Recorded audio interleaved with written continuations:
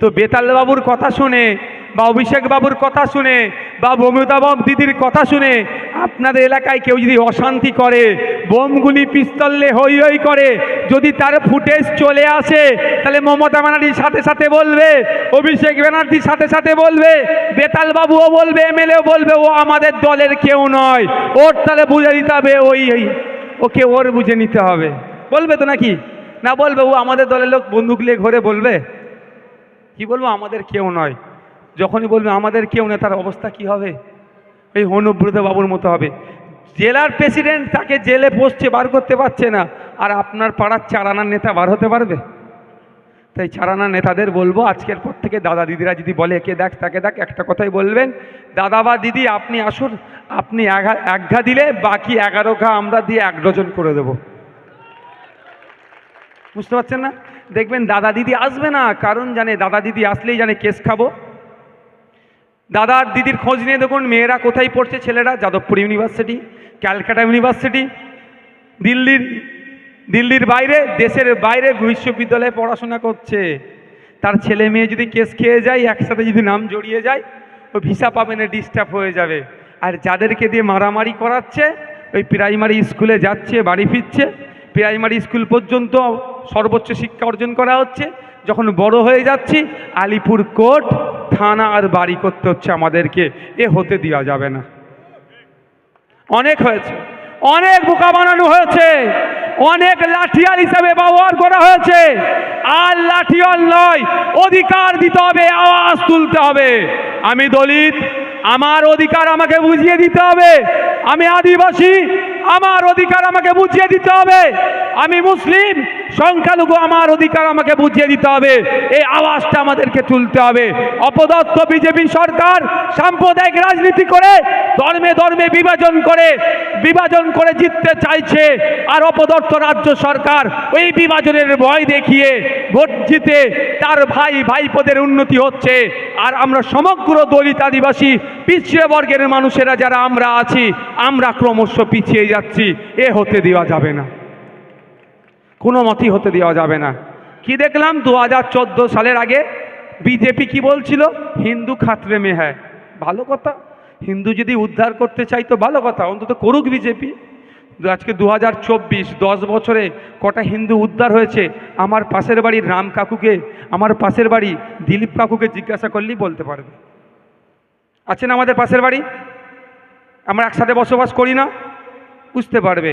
আর 2011 সালের আগে সার্চার কমিটির সুপারিশগুলো, সার্চার কমিটির রিপোর্টটাকে দেখিয়ে কি বলেছিল, মুসলমান বিপদে আছে, বিপদ থেকে উদ্ধার করতে হবে। আর মুসলমান বিপদে কত আছে সেটা আর নতুন করে বলতে লাগবে? আমরা কি দেখলাম 2014 সালের আগে হিন্দুকে উদ্ধার করার নামে এসে অমিত শাহজির ছেলে জয় শাহজির বিজনেস 15,000 গুণ বেড়ে গেল। আর 2011 সালের আগে মুসলমানকে উদ্ধার করার নামে আপনার এলাকার যিনি এখন বর্তমানের এমপি মমতা ব্যানার্জির ভাইপোর সম্পত্তি রকেট গতিতে বেড়ে গেল। আর আপনার আমার ভাইপো কি করছে? ফলতাতে স্পেশাল ইকোনমিক জোনে কাজ করতো, কাজ হারিয়ে এখানে এসে পাবজি খেলছে। ভুল বলছি নাকি ভাই? এটা আর হতে দেওয়া যাবে না।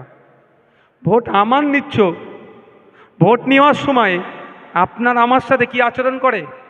মামা, খালা, জ্যাঠা, নানি, পিসি, মাসি যা ইচ্ছা বলে নেয়।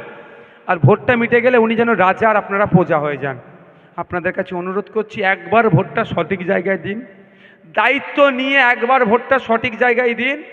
5 বছর ধরে আপনারা রাজার মতো থাকবেন, এই দায়িত্বটা আমরা নিত। ঠিক ভোটের সময় যেমন দাঁড়ে দাঁড়ে গিয়ে, ধরো এখানে ভোট চাইতে এসেছে, কেউ টয়লেটে ঢুকেছে, এখানে দাঁড়িয়ে থেকে যাবে, বেরোলে বলবে ভাই ভোটটা দাও। এত টাইম থাকে? ভুল বলছি নাকি? শুনতে খারাপ লাগছে, খারাপ লাগুক। মামা, জ্যাঠা, খালা, মাসি, পিসি ভোট দেন, পায়ে হাত দাও, মায়াতে নমস্কার, দুয়া, আশীর্বাদ সব নেবে। আর ভোটটা মিটে গেলে এই যখন মাসি, পিসি, মামা, খালা এমপির অফিসে যাবে একটা সই করতে, এমপির অফিস তো দূরের কথা, এত পুলিশ দিয়ে যাবে, এমপির গায়ে হাওয়া লেগে যদি হাওয়াটাও আপনাদের গায়ে আসবে না।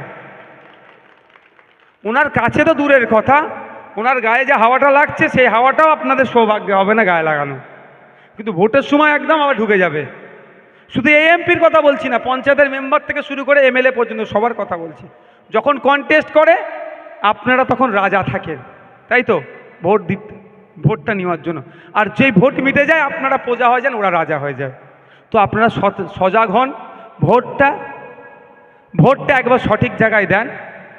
একবারের জন্য আমি দায়িত্ব নিয়ে বলছি, এই লোকসভা আসছে, সারা রাজ্যের মানুষের কাছে অনুরোধ করছি, আপনাদের কাছে অনুরোধ করছি, একবার সঠিক জায়গায় দেন। 5 বছর ধরে আপনাদেরকে ওই মামা জ্যাঠা খালা বলে আপনাদেরকে রাজার হালতেই রাখবে। এমপি এমএলএরা দুয়ারে এমপি প্রকল্প ওরা চালু করে দেবে আমাদের ঠেলাতে। আর ওই যদি বলে বিজেপির ভয় দেখিয়ে ভোট নেয়, যদি বিজেপির ভয়ে ভোট দিয়ে দেন, ছিল 2টো এমএলএ 77টা করে দিয়েছে, ছিল 1টা এমপি 18টা এমপি করে দিয়েছে। ঘরের কান আছে, বিজেপি এসে গেছে। এখনও যদি আপনাকে বিজেপির ভয় দেখিয়ে ভোট নেয়, কালকে আপনার বেডরুমে বিজেপি ঢুকে যাবে। আর কত আপনি অপেক্ষা করবেন? বিজেপিকে আটকানোর দায়িত্ব যেন আপনার হাতেই দিয়েছে। বিজেপিকে আটকাচ্ছেন, কিন্তু দিনের শেষে আপনি কি পাচ্ছেন? যদি কি পাচ্ছেন দেখবেন, আপনার স্কুলটা যান, প্রাইমারি স্কুলে গিয়ে বুঝতে পারবেন যে বাচ্চারা পড়াশোনা করে না। আচ্ছা, এখানে যারা, ওটা অনেক বকে ফেলছি তো, আচ্ছা এখানে তারাই হাত তুলবেন যাদের ছেলেমেয়েরা বেসরকারি স্কুলে ফিস দিয়ে পড়ান। কজন আছেন বেসরকারি স্কুলে যাদের ছেলেমেয়েরা পড়ে? খান 15 জন বেসরকারি স্কুলে, মানে প্রাইভেট স্কুলে, ইংলিশ মিডিয়াম প্রাইভেটে। কজন আছে হাত তুলেন? খান 15 আছে। এখানে 1000 খানেক মানুষ আছে তো। আমি এই জন্য হাত তুলতে বারণ করলাম, যারা পড়ান নেই, মানে সবাই হাত তুলে যাবে। বলুন তাহলে আমাদের ছেলেমেয়েরা কোথায় পড়ে? বেসরকারি, সরকারি স্কুলে। প্রাইমারির কথা প্রথমে বলি। কালকে গিয়ে দেখবেন, কালকে কী বার? সোমবার। কালকে স্কুল খুলবে, গিয়ে একবার প্রাইমারি স্কুলে গিয়ে দেখুন, 400 বাচ্চা পড়াশোনা করছে, 300 বাচ্চা পড়াশোনা করছে। কটা টিচার আছে? 2 থেকে 3টে। যে তালা খুলছে, সেই ঘন্টা মারছে, সেই মিড ডে মিলে রোল কল করছে, সেই নাকি আবার পড়াচ্ছে। আপনার আমার ছেলেটা কি ঠিকঠাক পড়ছে? তো ওর ভবিষ্যৎটা ধ্বংস করে দিচ্ছে। আর আপনাকে আমাকে বিজেপিকে আটকাতে বলছে, আপনার আমার ছেলের ভবিষ্যৎটা ধ্বংস করে দিচ্ছে। তাই আওয়াজ তুলতে হবে, ওসব আমি বুঝি না, আমার ছেলের ভবিষ্যৎটা কিভাবে সুরক্ষিত থাকে, তার জন্য কি করছো কথা বলো। অর্থাৎ আমার অধিকার আমাকে বুঝিয়ে দাও, আমার শিক্ষার অধিকার আমার মৌলিক অধিকারের মধ্যে পড়ছে, সেটাকে ব্যবস্থা করো। এই আওয়াজটা তুলতে হবে। যাই হয় দেখবেন বিজেপির ভয় দেখিয়ে দেয়। আর এই ভয় দেখাতে দেখাতে ঘরের কানাচ্ছে বিজেপিকে নিয়ে চলে এসেছে। এই 2024-এ কি করবে? বেডরুমে ঢুকিয়ে দিবার চিন্তা ভাবনা করছে। কিন্তু সজাগ হবেন, সতর্ক থাকবেন, ওসব মাথা থেকে সরিয়ে দেবেন যে 75 বছর ধরে বিজেপিকে আমরা আটকে আমরা নিটফল কি জিরো। আমরা এই মমতা ব্যানার্জি 13 বছরের সরকার চলছে, কি পেয়েছেন? নতুন কোনো শিক্ষা প্রতিষ্ঠান কারো বুথে হয়েছে? যদি হয়ে থাকে হাত তুলে বলবেন। নতুন একটা শিক্ষা প্রতিষ্ঠান হয়েছে কি? উপরন্ত কি পেয়েছি আমরা?